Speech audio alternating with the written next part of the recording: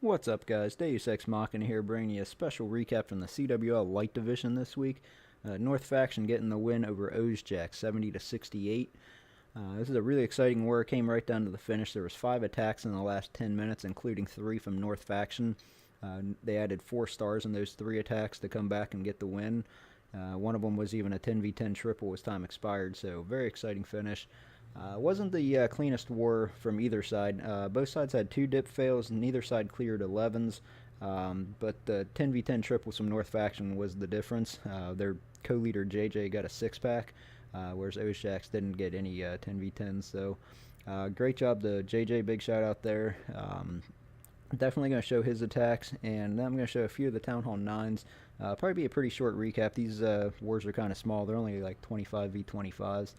This was the standard breakdown, by the way, 2-6-17. So hope you guys enjoy what I got for you, and let's go ahead and get into some of these attacks.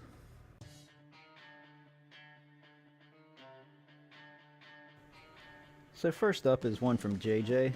This is one of his 10v10 triples. He's going to start with his queen over about 3 o'clock, and she's just basically cutting a funnel, trying to get a couple point defenses. He knows it's a hound in the CC, so he doesn't want her to get on that. He's just trying to get as much value out of her as he can before she goes down.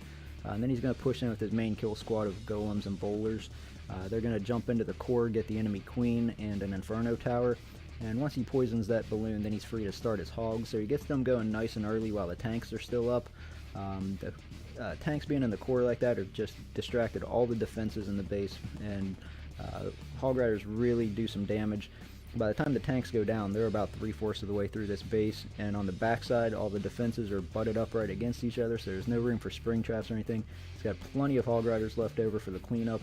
No worry of time failing or anything, just gets a really nice 3-star out of this. Got a ton of them still up, so really nice 3-star, and that's part 1 of his 6-pack. So let's go on and get to his second one here.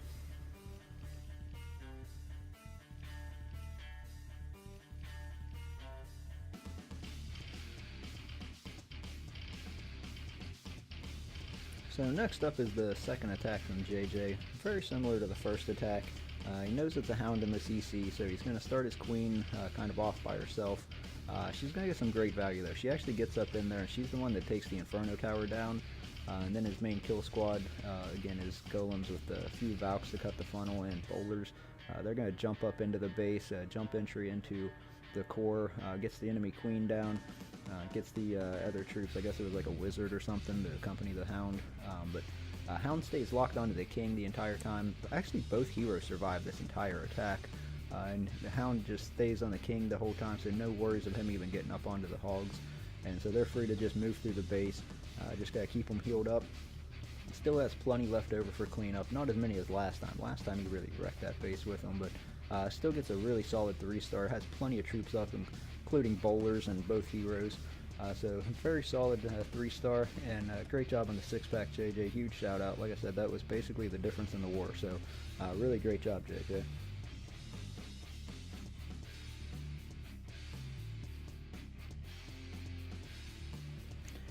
Alright, so let's go ahead and get into some 9v9 action now. First we got Anchor Bolt bringing a Queen Walk and a Dragloon. It's going to Queen Walk this whole 6 to 3 o'clock side, get down 3 air defenses as you can see. He's going to start his dragons at about 9 o'clock to get down the enemy queen and the CC. He also comes in behind the sweepers from that angle. And Anchor Bolt's loving these dragons. He actually had both of his attacks were 3-stars with dragons. His other one was a Zapquake. So when's the last time you saw a Zapquake at Town Hall 9? But he's 6-packed with them. So really good attack. They move through this base very quickly and very efficiently. Dragons and Queen Walks are both very slow moving attacks. I tend to time fail a lot whenever I'm trying to FC with dragons, so very efficient attack here to get this base down in just over 2 minutes. So good job to Anchor Bolt, and let's go ahead and get on to the next one.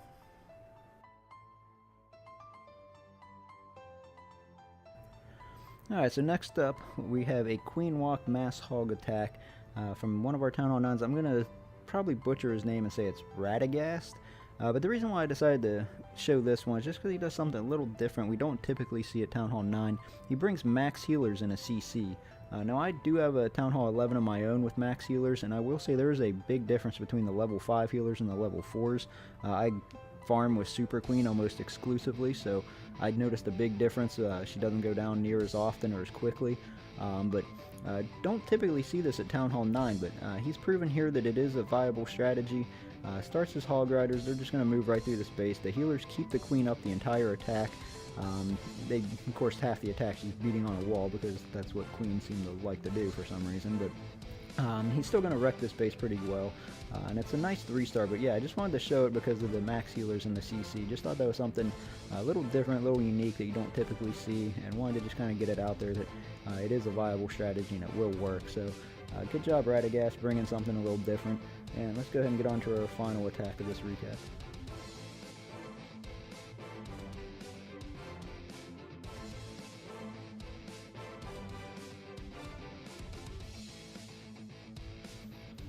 Alright, so last up we have Joker, and he's always good for something unique. It seems like I'm almost always featuring his attacks anytime I do a recap of the war he's in. But I must admit, the first time I watched this replay, I thought, what is he going for here? I didn't understand the purpose of this Queen. She gets up in there, she gets a Wizard Tower down, and she gets a couple Teslas. There is a Hound in the CC, so I'm guessing he was just kind of trying to avoid that, but yeah, I did not understand the purpose of the Queen charge here. But then once I saw what he had going on up top here with the King and the Valkyries, I thought, I see what he's going for. He jumps into 2 air defenses and the enemy Queen, so gets some excellent value there. And then it starts the big picture starts to come into focus. So now he can start his Balloon and moves right through the base. The Hounds, trigger all those bombs and skeleton spells and everything. Comes in on the backside of the sweepers, gets everything down. So. Very nice attack, not what I was expecting whenever I first saw how this attack started, so great attack to Joker, and that's pretty much what I got for you. So I hope you guys enjoyed it, and hopefully North Faction will have me back to do some more recaps for them. They're doing really well in their inaugural season in the CWL. They're 2-1 on the season, and hopefully they can keep this up, so if they ever want me to do more recaps, I will definitely be around for it. So good job, thanks for having me. And thanks for watching.